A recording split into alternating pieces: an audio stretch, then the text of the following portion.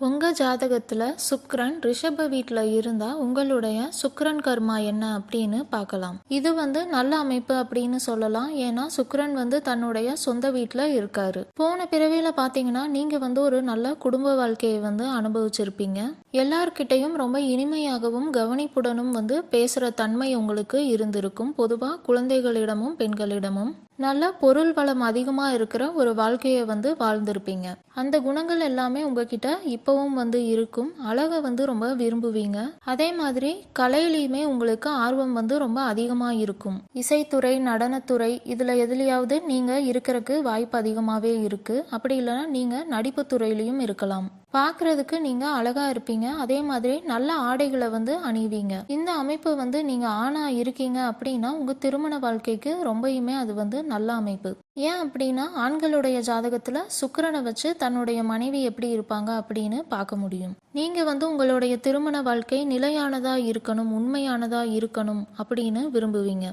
ராகுவோட பார்வையோ இல்ல கூட்டமைப்போ இருக்கு அப்படின்னா பலன் வேறுபடும். நீங்க ரொம்ப நேர்மையாவும் உண்மையான ஒரு நபராகவும் இருப்பீங்க. நீங்க யாரையும் காதலிக்கிறீங்க இல்லைன்னா திருமணம் பண்ணிக்க போறீங்க அப்படின்னா அந்த விஷயத்துல நீங்க கொஞ்சம் கவனமாவே இருக்கணும். ஏன் அப்படின்னா பொறாமை குணம் நிறைந்த நபர்களை உங்களை நோக்கி நீங்க ஈர்க்கறதுக்கான வாய்ப்பு அதிகமாவே இருக்கு. உங்களை சுத்தி ஏதாவது மோதல்கள் நடக்குது அப்படின்னா அதுல முடிஞ்ச அளவுக்கு நீங்க தலையிடாம இருக்கிறது தான் உங்களுக்கு நல்லது. ஏன் அப்படின்னா உங்களால எளிதில் ஒரு விஷயத்த அனுசரிச்சோ இல்ல ஏத்துட்டோ போக முடியாது. பணம் விஷயத்தை பொறுத்த வரைக்கும் நீங்க ஒரு நல்ல பினான்சியலி செக்யூர்டான லைஃப்ல தான் இருப்பீங்க. உங்களுக்கு பணத்தை எப்படி பெருக்கிறது அப்படின்னும் தெரியும், சேமிக்கவும் தெரியும்.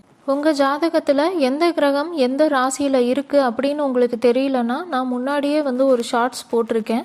எந்த கிரகம் எந்த ராசியில் அப்படின்னு நீங்கள் அது பார்த்து தெரிஞ்சுக்கலாம்.